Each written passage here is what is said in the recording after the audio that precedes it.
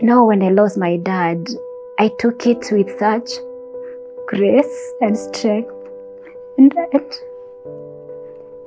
because I already knew that I'm affirmed by my father. That instability of people, you will try so hard to please people, to want them to like you and to want them to accept you. They are unstable, they can be unpredictable, but God is the only constant.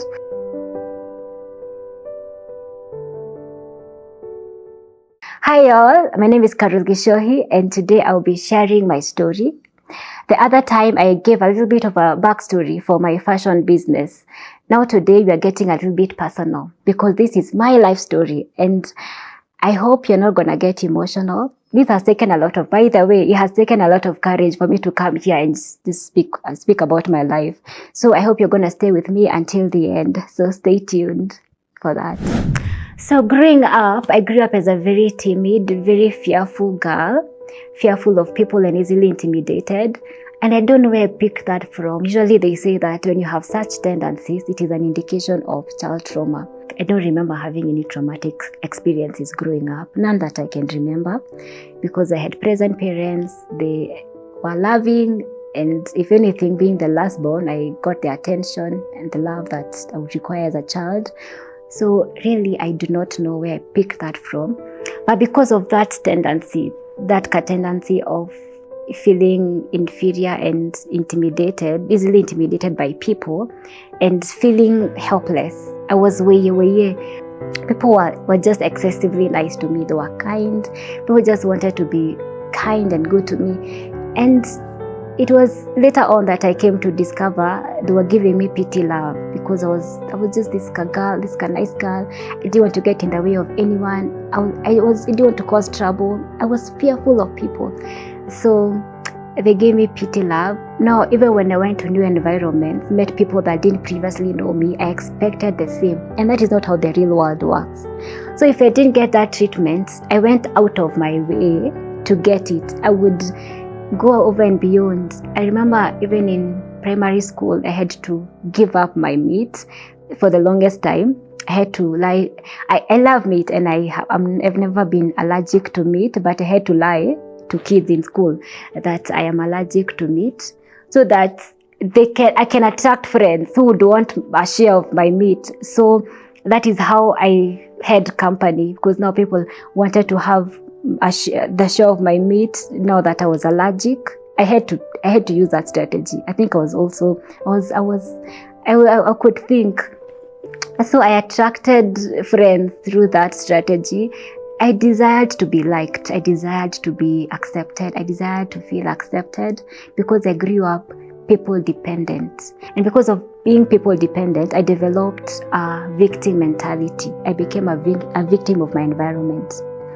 Now, this mentality had begun to take root, because realized it began at an early age. So it had begun to take root, and it had become now something that was not easy to uproot.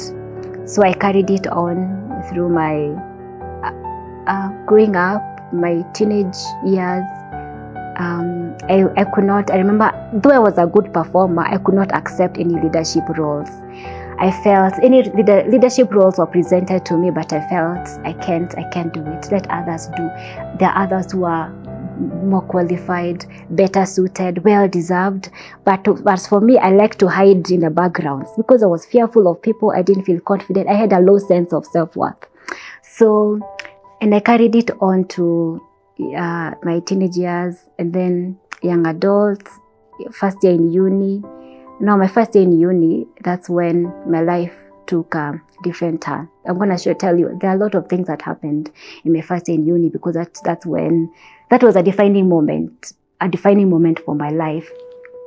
But when I went into uni, I had insecurities. Because I carried on with the mentality of that inferiority complex, a sense of inferiority, feeling small. So I had insecurities, I had esteem issues, I had a very low self-esteem. Okay, first of all, I didn't like my physique, didn't like my physical appearance. But if you meet me in person, I am a rather small person.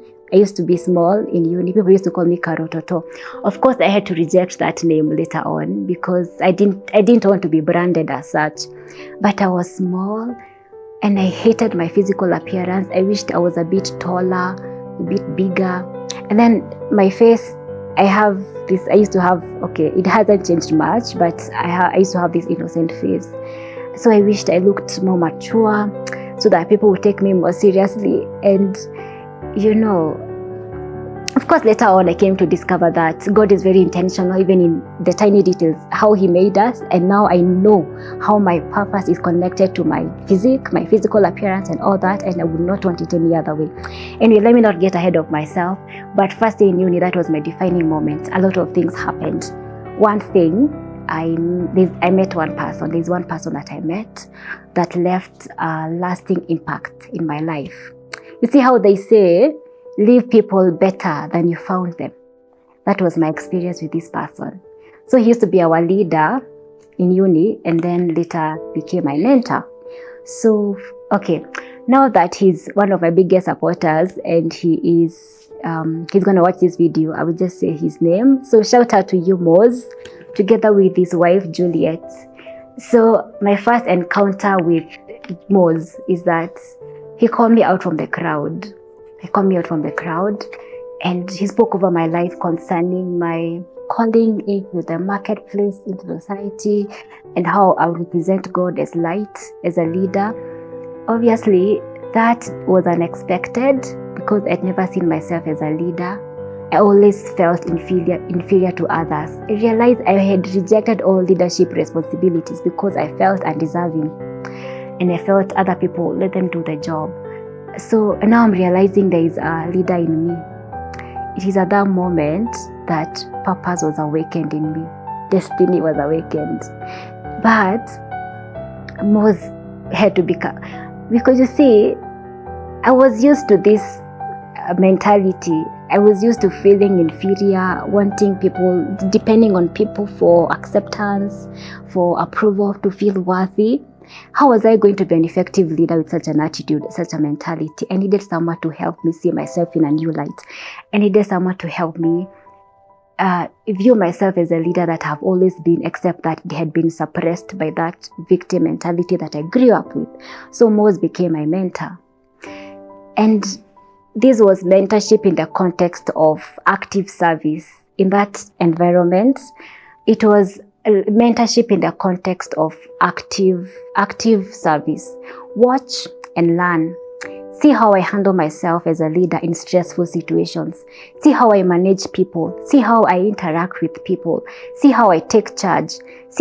Examine my relationship with God and how it relates with the people that I'm leading. So he became such a mentor to me. And of course, he would also put me on the spot, put me in situations that required me to activate, to live out that leader. So he was like nurturing my leadership capacity. And of course, it wasn't easy. It was not easy.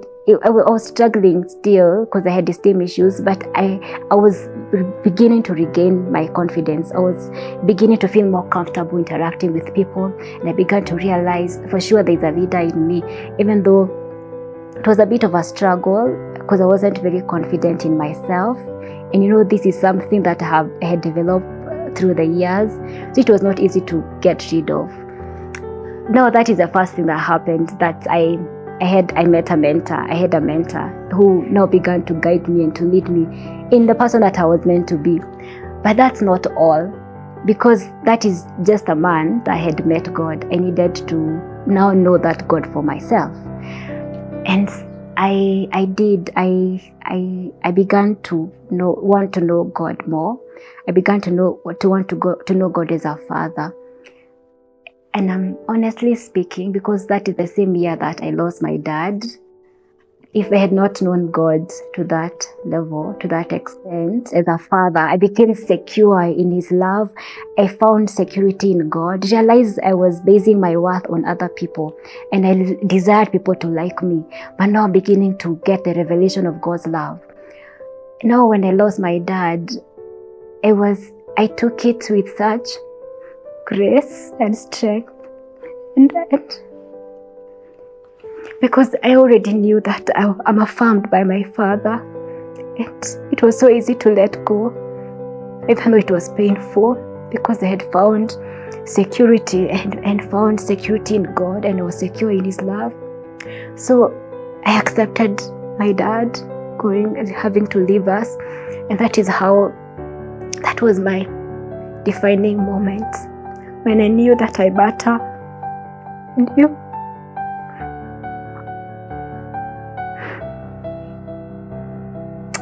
my goodness, I need tissue. I need tissue.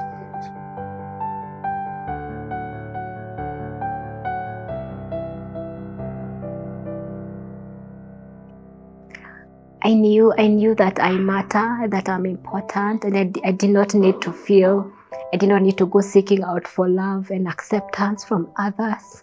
That God had already accepted me, had already affirmed me as my father, and that is how I began now to regain control. I began now to take charge, to know who I am. I found my identity in God, even though I grew up feeling so inferior to people, and I was a slave to people's opinion. I was a slave to people, but I found God. I found His love. And I knew.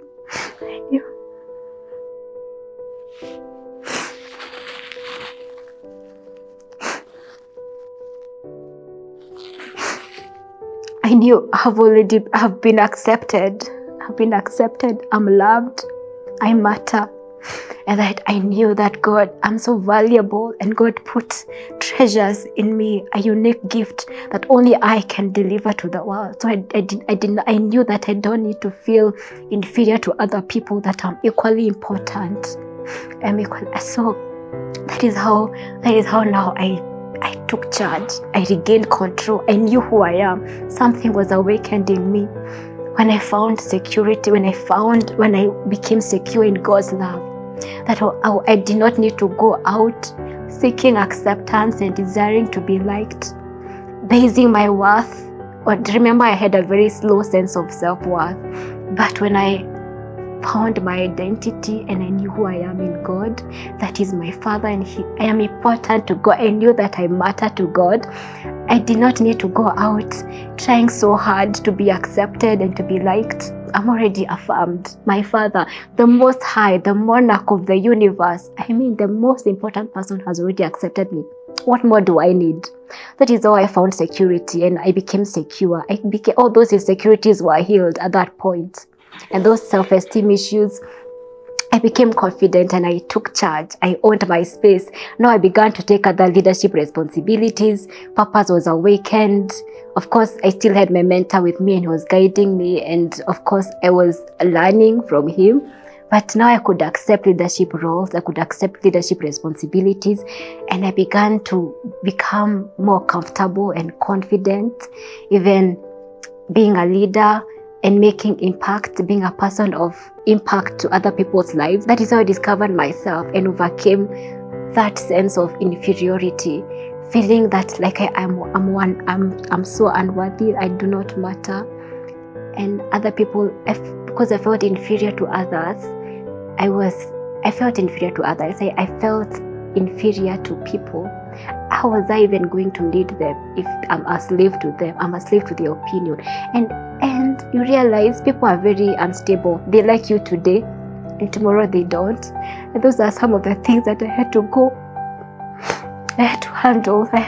Those are some of the things that I had to deal with, because that instability of people, you will try so hard to please people, to want them to like you and to want them to accept you. They're unstable, they can be unpredictable, but God is the only constant. When I knew that, I was secure in His love, because the most important person has already affirmed me and accepted me, and that was enough. That was enough. That was my power and strength. That was my power and strength. And still now, it is my power. That is my power and strength. That has been my power and strength. God has been my constant. And I was healed from that victim mentality. And I took charge. I regained control. now I am not that weye helpless girl, because I know who I am and who I am in God, and I'm made for purpose. I was made for a purpose, and there's that I have this unique gift. I have this unique gift that I'm the only one who can deliver to the world, which makes me so important and valuable. And now I don't feel intimidated. I don't feel inferior to other people. I feel like I'm equally important, and that I am worthy, and I am valuable, and I'm a treasure, and that I am royalty and have a crown on my head, and I am a leader. So that was my journey to self-discovery. That is how purpose was awakened in me, and that is how that identity in God was found, and that I came to become comfortable as a person, and all the insecurities that I had were healed when I had that the revelation of God's love, and when I began to know God as a father. Yeah. Thank you so much. I didn't know it was gonna get emotional, but thank you so much, guys, for watching. Now, behind everything that you see, that's me. That's my story. Yes, and I hope to see you on the next video. Bye.